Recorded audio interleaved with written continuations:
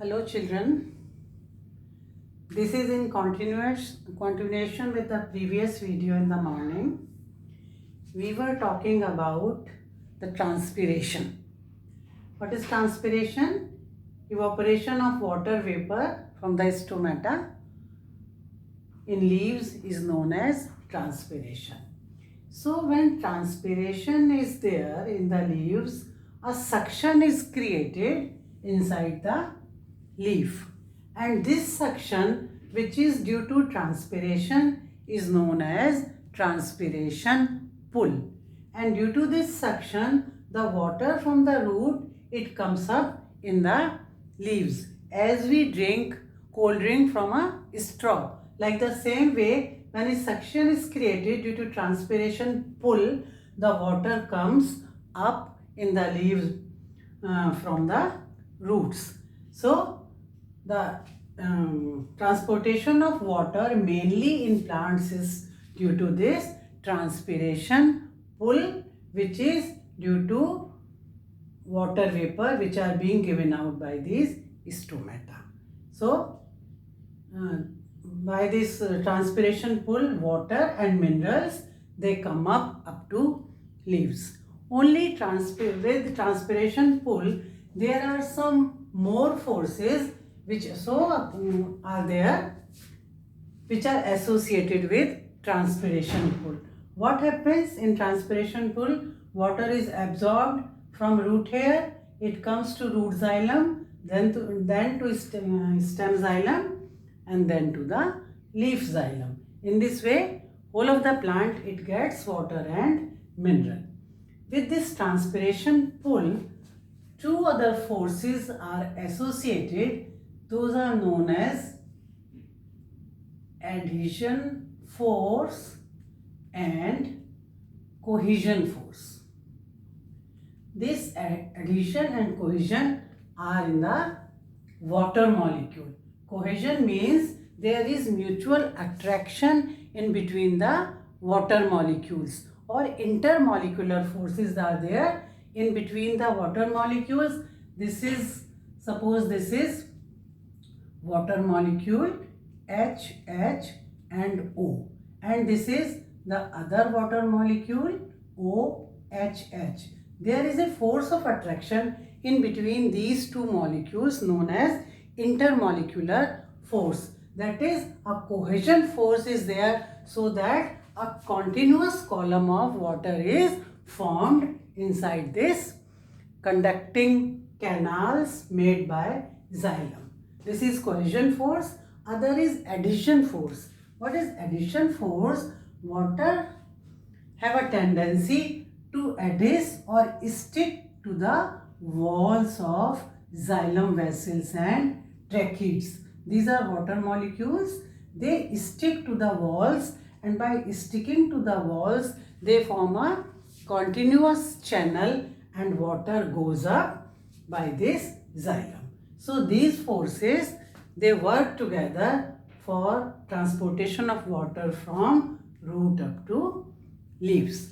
This is the first aspect of transportation. The second is translocation of food, or the product of photosynthesis or metabolic products which are formed in green parts like leaves and young stems to whole of the body.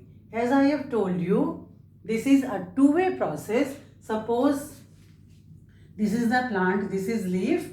The products are going up also, and they are going down also up to the root, because each and every part it needs food or energy for growth and development. So this is a diagrammatic representation to show and the translocation of food. The transportation of food, it is known as translocation, and this translocation, it is carried by phloem tissue. This is carried by xylem tissue, and translocation, it is carried by phloem tissue. All of you know, in vascular bundle, xylem and phloem, they are there side by side. So what happens, how this translocation takes place? You know, this is TS leaf.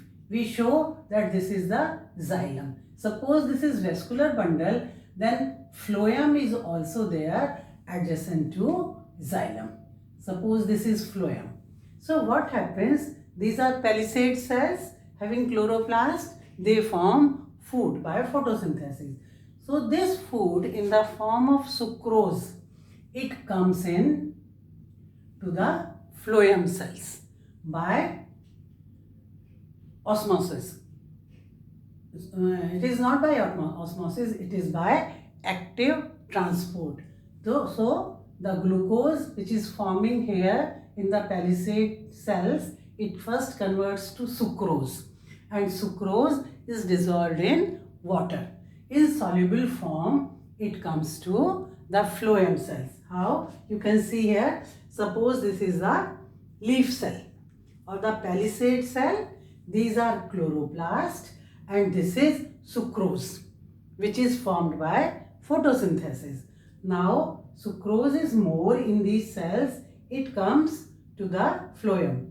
These two cells, they are of phloem. You know, phloem has 4 types of cells: phloem fiber, phloem parenchyma, sieve cells, and companion cells. So, this is companion cell of the phloem, and this vertical column is of sieve tissue or sieve cells of the phloem. These sieve cells, they have perforated end walls. So this is the companion cells and this is the sieve cell. What happens from leaves, from the palisade, from the leaves, this sucrose is formed here, and in soluble form, this sucrose come to the companion cell by active transport. It uses energy to come in these companion cells. Now the concentration of sucrose is more in companion cell, and from here it transfers to the sieve cells. Again by using ATP by active movement, so it comes into the sieve cells.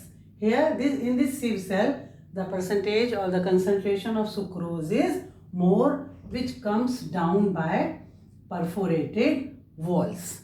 So how it moves? As the concentration of sucrose is more here, the water from the adjacent xylem or other cells, it comes in this sieve tube, sieve cells. Why? Because here the concentration of solution is more. In xylem, the concentration of solution is less. That is, more water is here. So by simple osmosis or simple diffusion, from xylem water comes to the sieve tubes, and a soluble solution, this sucrose is now in soluble form in this solution.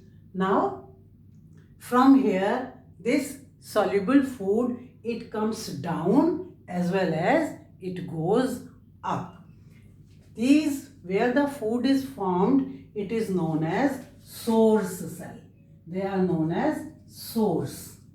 This is the source. This cell is source, leaf cell, where the food is forming. And where it is coming, it is known as sink. Sink may be root, they may be fruit, they may be flowers, they may be birds, they may be seeds. So sink is where the food is going. Source is from where the food is coming. So from leaves, from the source, the food in soluble form, it goes to the sieve tubes, and from sieve tubes again to the companion cells, and from companion cells to the cells of roots, where it is stored as starch or some other form. And roots, they use this food for their growth and development and also for storage. The sink may be, as I have told you, these may be fruits for ripening for storage or for seeds or flowering buds. So in this way, from source to sink, the food travels through companion cells, and sieve tubes, and it is known as translocation of food in plants.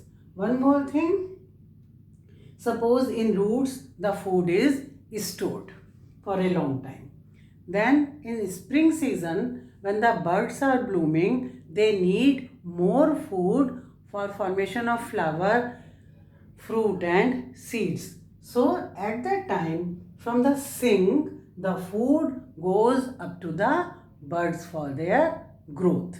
It is in dissolved form, and to the same root it goes to the developing buds.